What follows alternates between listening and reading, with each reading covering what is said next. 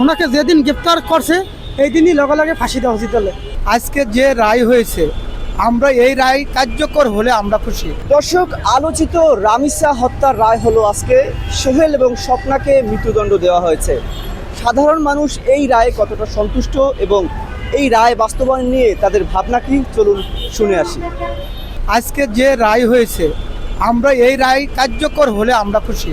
আমি এর আগেও প্রেস ক্লাবে বলেছি যে আমি একজন মেয়ের বাবা হিসেবে বলতে চাই, আমি মনে করি ওনার মেয়ের যে টান, আমার মেয়ের আজকে যদি এরকম হতো আমার একটা খারাপ লাগতো।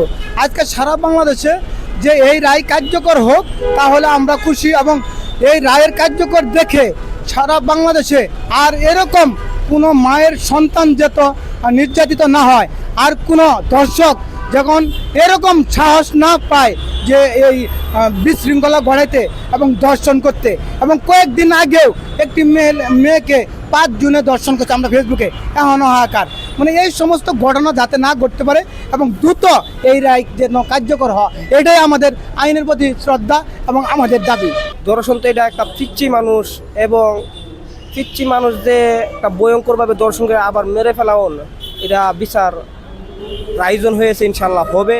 কারণ যদি বিচার না হয় তাহলে মানুষের, আমাদের মা ও বোনেরার যে মেয়েরা, যে মেয়ে দর্শনে মরে গেছে তারা আত্মা শান্তি পাবে না। এই বিচার হতেই হবে ইনশাল্লাহ। ওনাকে যেদিন গ্রেপ্তার করছে এই দিনই লগে লগে ফাঁসি দেওয়া উচিত হলে। ওইটা যদি লগে লগে যদি ফাঁসি দিয়ে বলাইতে তাহলে আর কোনো এরকম বাংলাদেশে আর এরকম আকাম কেউ করতে পারতেন না। আমার ওটা মেয়ে আছে, যার মেয়ে আছে সে মেয়ের জ্বালা। আমার একটা সন্তান আছে, আমার একটা মেয়ে আছে। আমি ফাঁসিটা এটা ঈদের আগেই দেওয়া উচিত হলে।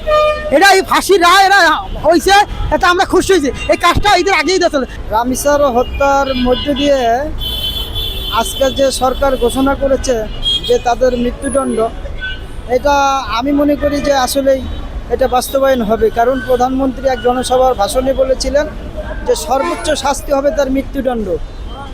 আমি মনে করি যে এটাকে পার্সেলটি করার, এটাকে নিয়ে কোনো রকম ছলচাতুরি করার কোনো সুযোগ আছে বলে আমার কাছে মনে হয় না। আগে আর এখনকার মানে যে বিচারবিহীন ব্যবস্থা যে আছে তা আমি মনে করি যে অনেকটা মোটামুটিভাবে মানুষ এখন সচেতন।